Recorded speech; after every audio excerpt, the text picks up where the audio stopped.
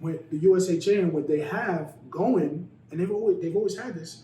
They have clinics, which I've been a part of, you know, to teach you what a block is, and they have different levels. So if you're going to do it the way I think that it should be, because it keeps the integrity of the game intact, you have the level ref that qualifies the game that he's reffing. I'm not positively sure exactly what the system is, but I know that they have level 1, level 2 when you get certified through the USHA, and according to your qualification and what you're certified, you could ref that caliber game. So if you're like a level 1 or you're just coming into it, you obviously wouldn't ref the finals of the King of the Courts. You wouldn't ref a game that caliber. But through their system, if you become a level 2 or level 3 or level 4, I think it goes up to level 5, then you can ref any game. If you're level 4, and I think the difference between level 4 and level 5 is that you can actually host a clinic. You can be the teacher to teach, which is the role that everybody's been asking me to play. You could do that. And technically who can, at that level, can you also certify, or they only leave certification up to the organization? You'll be the highest level of certification at level 5. No, but can you give me a level 5 status? No. USHA, the organization is the one that does that. that. Like my certification would allow me to do what I've been doing for over 20 years anyway. I've been reffing these games anyway. But not only did I see it in the last interview, but with other organizations, an error that I think that people are making and it's stopping us from growing. It's playing its role in stopping handball from growing. Is when the organizers are constantly, and I've done this myself, trying to please the players. You're always thinking about what to do to please the player, always doing your mind. That's going to drive you crazy. I've dealt with people who are veterans, who have been doing it for over 30 years, you know, and I've worked with them, and I've worked with the newer promoters, you know, the younger guys that are trying to do stuff. And a lot of times, again, myself included, even the tournament I just threw at West 4th Street, that was for my girl. That was 100% for my girl. If it wasn't for her, I would have never did it. You know, and I have to tell her, I'm like, babe, listen, I don't care what they want. When you keep on caring what they want, you're gonna never be happy. You're gonna be pulling your hair out. And you're putting money, you're putting your time. The players, no disrespect to the players, but this is the truth, and whether they want to accept it or not, are the most ungrateful players and I'm a player myself. You know, and I mean, this is something that you have to be able to accept and know as a promoter. So once you stop doing that, which again, I hate to keep on giving praise to USHA, they don't do that. They tell you to be there at 2 o'clock. You're not there at 2 o'clock, you forfeit it. You know what I'm saying? And once you're able to make that judgment, make that call, and stand by what you said, guess what?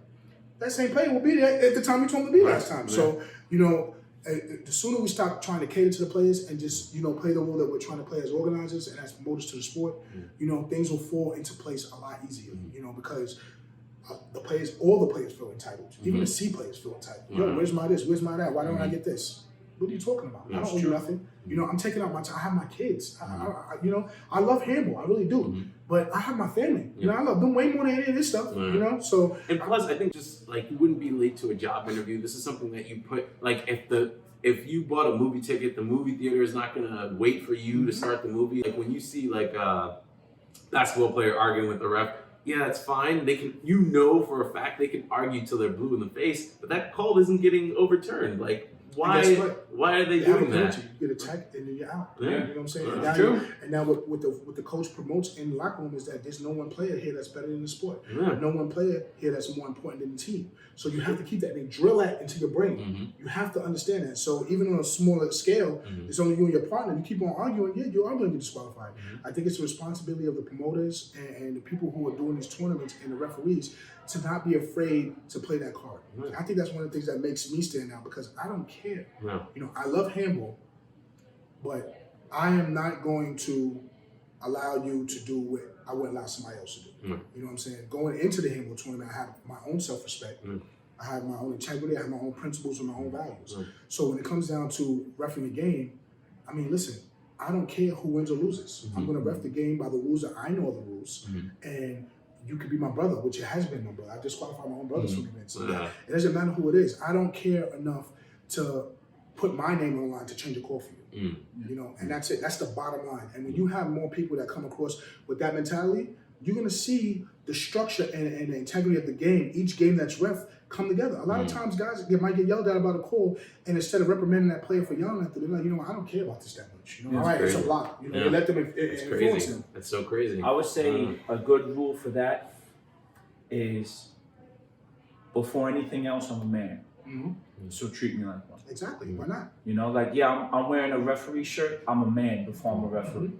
You know, so, I mean, and that goes, it can go respectful or it could go get crazy and I'll get crazy back at you. Like if you're going to step into this box, I'm going to step in with you. But I feel it's unnecessary because I think sometimes the refs, I think a lot of times because the refs are players or currently players, they feel like, oh yeah, I've been in this situation before. Like I've argued with the ref and it just seems pointless. But when you're a referee, like that's your job. Like you need to uphold that to the utmost extent. Like it's not about you arguing with the player. It's about like keeping the integrity of the game. Like that's what the stripes are for. Like they don't, like whenever you see in basketball, they don't have to argue with them. The guys keep looking at them and then they just lift up the red card and then this guy's like, oh my, and then he goes off the handle and it's like, now you're out. Like, look at tennis. Yeah. Serena Williams, the number 1 player in the world. You're disqualified. Yeah. That's it. And she starts crying. That's that because she knows she's disqualified. There's no, you can argue, play whatever you want. The race card, whatever you want. You're disqualified. Yeah. And that's, I spoke to a guy from Ireland, Coney Island. Never met him before.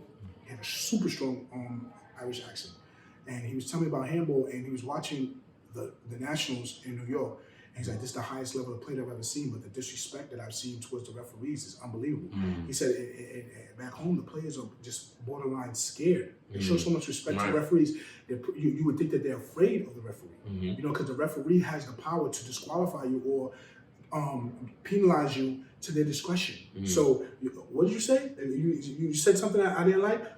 I just took 5 points, or I just added 5 points to your opponent. Or you know what? I forfeited. They had that. They had that power, and you know what? The players show them the respect for that.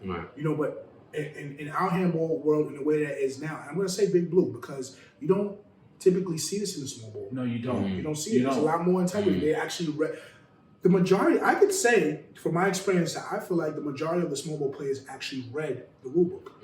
And Big Blue, unfortunately, I could say that the majority of the players have not read the rule book, including our best players. And I've been saying this a lot more recently when I've been reffing is, you know what?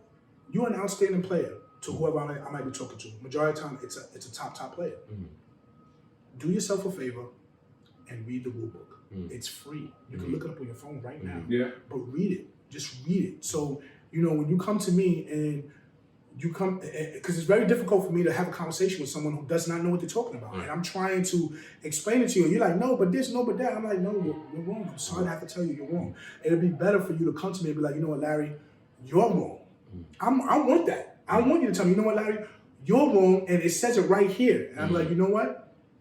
I apologize. I didn't know it said it right there. You're right. Next time I'll try to be a better ref, or next time I'll make the better call.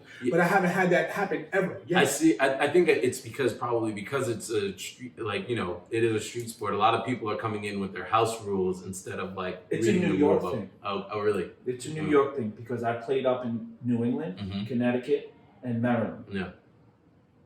And they'll call the block for you. Like I've played in a tournament in Maryland where there weren't enough refs.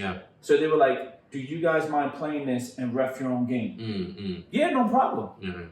Like, and everyone kept it fair. Like, it's a New York thing. You don't want to give up 1 point. You don't want to hear that you're wrong. It's without a doubt a big ball New York thing. And I think the reason why it is that way is because we gamble over here.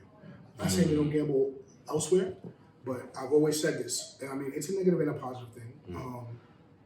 Gambling makes some of the best players, some of the strongest players in handball that play for real big money at some point or another. And not all of them, but some of them, our best players, I've witnessed them play games that are ridiculous amounts of money, 100 million, 200 million, or having that much on the game. And that type of pressure is what makes champions, you know, and I mean, it's just a fact. I've seen that come.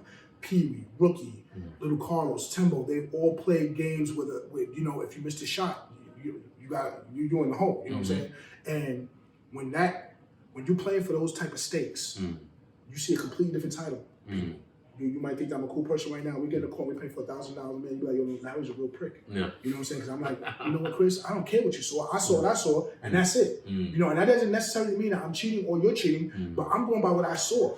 And I'm not giving you, I'm not using your eyes, because your eyes is not going to pay, I got to give my money, you know what I'm saying? So that's where that really stems from. I really believe that, you know, and it affects the game on so many different levels because now that you have those players who've grown up and got their sternness, got their, ability to play under pressure, they're on that level now. Now you got the C players, the kids watching them and learning their bad habits. And say, yo, I'm not even that. And it's like, they don't realize why the person is the way that is, but it's like culturally, that's where it comes from. That's very interesting. Like I never saw it from that perspective, but I like 100% see it now. Like the reason why they do that is because they're gambling one-on-one, and they're the ones who are, there are no refs in those games, so you have to basically argue your point to get your way across. So it's been like Wild Wild West, kind of free for all for these guys for a little bit. But it's also been helping them grow because technically they didn't have like a club that they were paying into to learn the sport. They had to like grind it out on the street. Now the difference is when they try to bring that behavior into a handball tournament.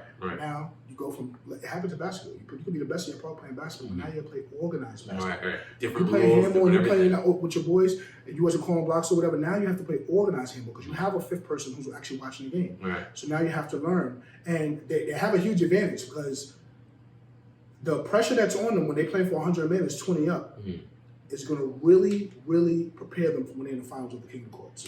Because that pressure, they're already used to it. Those butterflies, they're already used to it.